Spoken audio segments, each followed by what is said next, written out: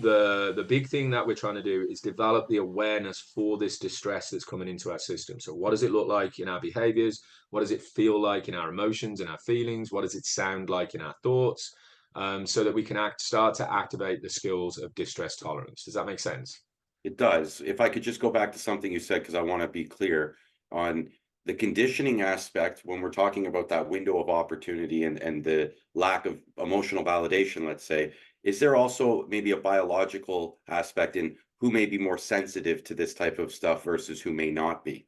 Yeah, absolutely. So when you look at the DBT in its pure form, the general demographic population, if you like, that we're trying to that it was originally catered towards, and I think it's still most effective when it's working with this particular population, is people that are, when we look at our the nature that we were born with, the temperament that we were born with. So from a schema therapy perspective, the only thing that we're born with when it comes to personality is our temperament.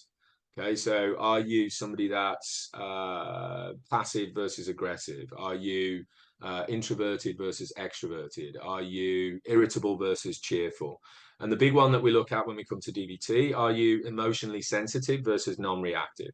Now, this temperament, this nature that we're born with, is on a continuum. It's not black and white, it's not on or off. So dialectically speaking, at one side of the continuum, you've got people that are really emotionally sensitive. Every little experience that we're having creates a big emotional experience. And on the other side of the continuum, we've got people that are non-reactive, so completely out of touch with their emotional experiences.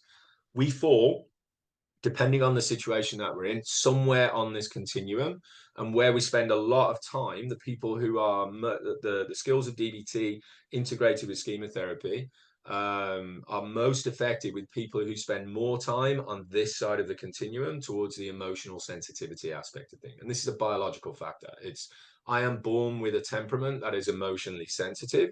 So therefore, that window of opportunity that we speak about is a little bit smaller than somebody who is born on this side of the continuum, where they're a lot more non-reactive. So it's easier for us on this side of the continuum to go into a state of flight than it is for somebody on this side of the continuum. Do you understand what I mean? I do. And I also understand, if I'm understanding you correctly, that it's not black and white, and that you are this. It's depending on the circumstance, the situation.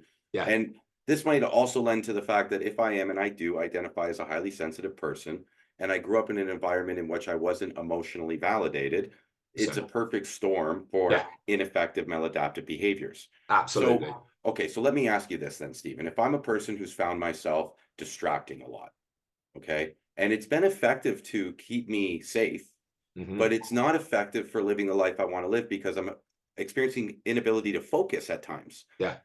Okay, so I'm able to manage it in a sense, right? That's what we're trying to do here is manage the behavior. Yes. Okay.